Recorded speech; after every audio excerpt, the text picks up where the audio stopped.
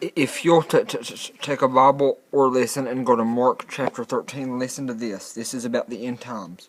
As Jesus was leaving the temple that day, one of his disciples said, "Teacher, look at these tremendous buildings.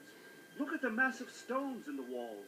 Jesus replied, "These magnificent buildings will be so completely demolished that not one stone will be left on top of another." Later, Jesus sat on the slopes of the Mount of Olives across the valley from the temple.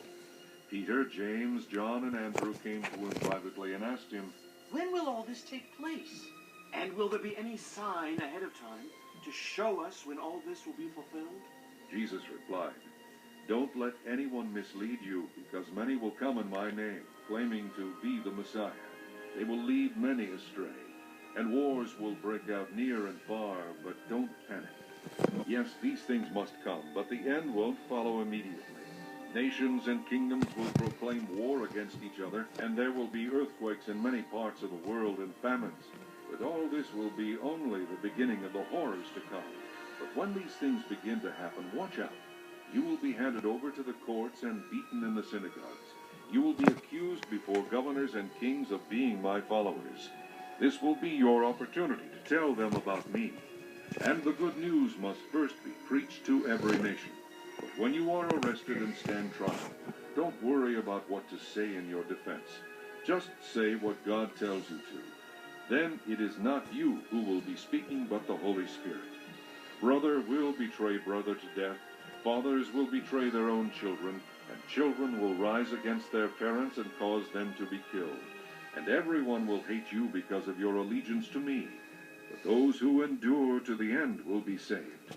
The time will come when you will see the sacrilegious object that causes desecration standing where it should not be. Reader, pay attention. Then those in Judea must flee to the hills.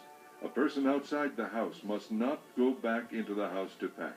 A person in the field must not return even to get a coat. How terrible it will be for pregnant women and for mothers nursing their babies in those days. And pray that your flight will not be in winter, for those will be days of greater horror than at any time since God created the world. And it will never happen again.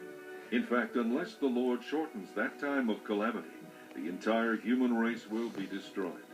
But for the sake of his chosen ones, he has shortened those days. And then if anyone tells you, look, here is the Messiah, or there he is, don't pay any attention.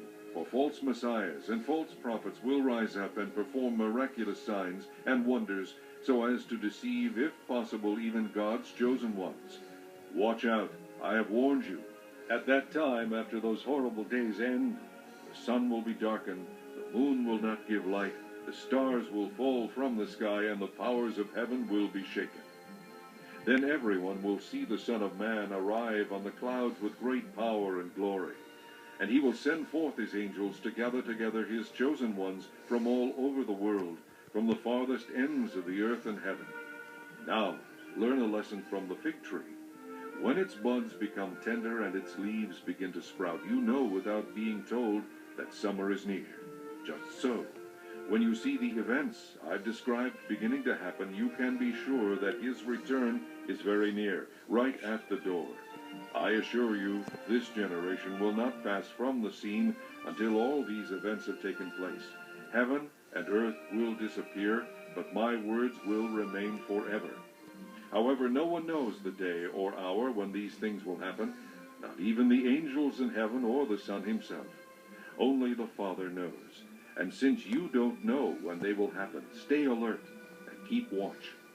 The coming of the Son of Man can be compared with that of a man who left home to go on a trip. He gave each of his employees instructions about the work they were to do, and he told the gatekeeper to watch for his return. So keep a sharp lookout, for you do not know when the homeowner will return, at evening, midnight, early dawn, or late daybreak. Don't let him find you sleeping when he arrives without warning. What I say to you, I say to everyone. Watch for his return.